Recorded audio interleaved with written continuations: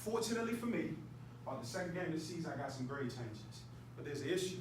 I skipped that whole off-season workouts. I showed up on the field, I was out of shape. I struggled that season. At the end of that season, my coach, he wanted to have a one-on-one meeting with me. He saw what I did last off-season, and he saw the results. So he knew, I need you to do something different. So he said, Ramon, what are your plans for this off-season? So I tell him, well, you know, coach, normally after football season, come basketball season. Then after that, I get around to the weight room. He didn't even let me get it out, guys. He stopped me. And he told me, he said, Ramon, you have the potential to go to college and get a scholarship of playing football. And it's time for you to make a sacrifice. Guys, one of the elements, if you're going to ever reach your goals in life, if you want your dreams to become a reality, you got to be willing to make a sacrifice. And he told me, he said, you need to give up basketball. Now, guys, I love basketball more than I love football, to be real with you. Like, I like to go get a bucket every now and again. And so the challenge for me is I've been playing basketball every single year since I was 7 years old. But I had to give up something that I enjoyed doing in order to reach my goals. And at first, I wasn't willing. But then he began to talk to me about my mom. See, as a kid, my mom, regardless of our circumstances, she always set a vision and an expectation for where she wanted us to be in life. As a matter of fact, a quick little story. I remember she used to take us outside of our environment, drive us over into the nice neighborhoods. We used to see these big old houses. And no matter how big the houses was, guys, she used to always say, one day we're going to have a house like this. One day. She kept doing it over and over and over again. I'm going to be real. We never moved my entire childhood all the way to the time I left high school. But what she was doing was she was setting the expectation. Because the reality is, guys, it doesn't matter what you're going through in life right now. It's not about your adversity that you're facing in the moment. Because the reality is, it may start off bad, but it can finish good. You don't have to stay where you start. And so for me, at the high school stage of my life, my coach, he realized in order for me to go to where I wanted to be, it was time for me to make a change. So I became willing. I gave up basketball. I grinded that whole offseason. At the end of the offseason, that summer, we go to this football camp at James Madison University. My coach pulled me to the side. He said, Ramon, you've been working hard. I believe if you perform well at this camp here, you're going to get a scholarship. Long story short, guys, the guy, Mickey Matthews, who was the head coach at that university, he pulled me into his office and let me know, Ramon, we like what we see. We want to give you a scholarship to come play football here at James Madison University. Now, I was excited. I'm not going to lie, I was smiling ear to ear. And I kept thanking that coach over and over and over again. Like, Coach, this means so much to me, man. I just thank you so much. And he said something to me, guys, and I didn't catch it at the time, but I want somebody to catch it in the room today. He said, Ramon, you don't have to thank me because you earned this. See, growing up as a kid who was struggling, I thought in order for you to have what you want out of life, somebody had to give it to you. But what I learned is, guys, some things that you want out of life, especially like your goals, your dreams, nobody's going to give those to you. You're going to have to do something every single day to earn it. And I was thankful to my coach, though. Another element, in order for you to be successful, you're going to need somebody in your life to hold you accountable to the things that you said you're going to do. Because I'm going to be real. I said I wanted to go to all those workouts, but it was many days while I was walking up to my coach planning for me to skip football practice or skip a weight room or skip a class. But he was there in my ear every single day. Anybody got somebody like that in your ear right now? Maybe it's a mother, an uncle, a big brother, a cousin. You got mentors in this room right there. Everybody's had their hands raised, but these are the people that you're going to need in order for you to reach success. Because I'm telling you the truth, I'm not a guy who was naturally just a self-motivated guy. I needed somebody in my ear to push me. And when I didn't have somebody in my ear to push me, my results followed. So I go to college, guys. Things was picking up pretty soon. After my first game of the season, I remember my coach pulling me to the side, he was seeing my potential. He was like, Ramon, I think you're one of those guys. I think you'd be the best to lead this university. You got a chance to go to the NFL. Now, he had no idea that was my dream. But when I'm hearing it, I'm like, I'm well on my way. Me and my roommate, we start picking things up. We start working out twice a day. We do the team workout, then we do our side workout because we're trying to outwork our competition. And I remember it was a month and a half before the season get ready to start, my sophomore year. My coach pulled me into the room. Going into the room, I was going on coach, and the vibes was different. He had a disappointed look on his face. He showed me my grades. Guys, I flunked out of school, and that same scholarship that I earned, I lost it because I lost an element.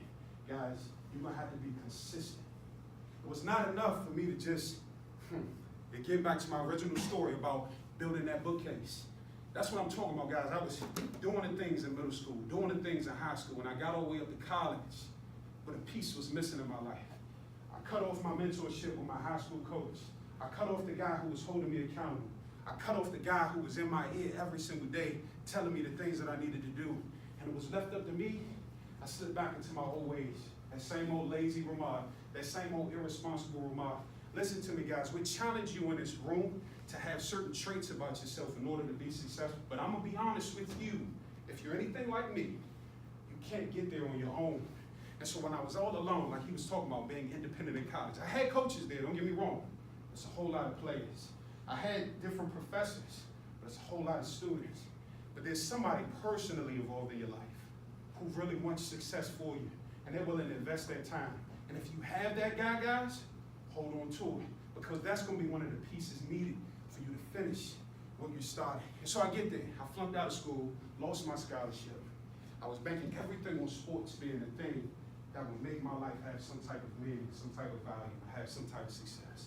And I remember sitting down after being suspended academically for a whole school year with the academic advisor, and I'm sitting there talking to her, and she's telling me, she said, you can play football again. It's possible. But here's what you need to do. You're gonna have to take double the amount of classes for a whole year, and you're gonna have to do well in them in order for you to get back on the football field. Guys, for a guy who had just lost the scholarship, the thought of me taking out a loan, taking double classes, and then having success in those classes, to be real, guys, I didn't believe in myself. So there's another element you're gonna need in order to be successful. You gotta have confidence. And because I lacked confidence, and I didn't believe that I had what it took to overcome that specific hurdle, I quit. I gave up. And I almost gave up on life, right? But I had this thing within me, man. I had this thing within me. I knew I may have messed up that opportunity. As much as I felt like I wasted all these years and all my time, if I can find another dream, if I can find another vision, and so there's encouragement and there's hope for people in the room right now. You may have an idea what you want to be. I'm going to be real, like he was saying. If you put all your marbles in one basket talking about I'm going to be a professional athlete or a rapper or entertainer, I wouldn't limit myself to just being only good in that area. You're going to have to go on a journey, though. It took me years, guys, to figure out what I'm passionate about. I found it. That's why I'm in the room right now. And I started, watch this, guys, to build again. And at first, I was building out of frustration because I'm so mad at myself that I messed up another opportunity. And so we're getting back to this bookcase, guys. I take this stupid bookcase with the missing pieces back to the store. When I get back to the store, the irony, man, that same bookcase is no longer available. So my wife is like, I need this bookcase today. And I'm trying to avoid the storm, so I started sending her pictures of the bookcases. She picked another one. The same way sometimes in life, guys, you may have to choose a different career or a different passion. And I took it back home. But I wised up this time. Because now when I'm building the bookcase, you think I just started to build without checking to see if all the pieces were there? Nah, bro. I'm making sure this is there, that there, that there, that there, that there. And then what you got to do, guys, in life on a daily basis, you need to do your own self-inventory check. You need to check every single day. Am I waking up today? Am I committed? Am I waking up every single day? Am I confident? Do I really believe that I have what it takes to overcome these obstacles? Do I wake up every single day knowing that I'm disciplined? Sometimes you're going to have to tell people no, right? And there's so many more elements that I believe we're going to talk about in the Q&A, man. But I'm telling you guys, once you begin to pick up that momentum again, once you begin to learn from the mistakes of your past, man, that next go round, you're like, bruh, this time when I start swinging, I ain't going to strike out. And I believe this for you guys, man, and I'm closing. You can really be who you want to be. You can do what you want to do. You can have what you want to have. The only thing I will leave with you guys is, please check your inventory. Check to see if the things about you are going to be able to add to your life. Check the people around you. Are they adding to your life? Check the things that you're doing. Like, is it really helping you to build the dream life that you want? Because if not, you need to go and find what you need so that one day, man, years will go by and you can turn a mistake or failure like into something successful. And you can just look up and be like, dang, I'm living my best life. Hey. But that's it, guys, man. I appreciate y'all time, man.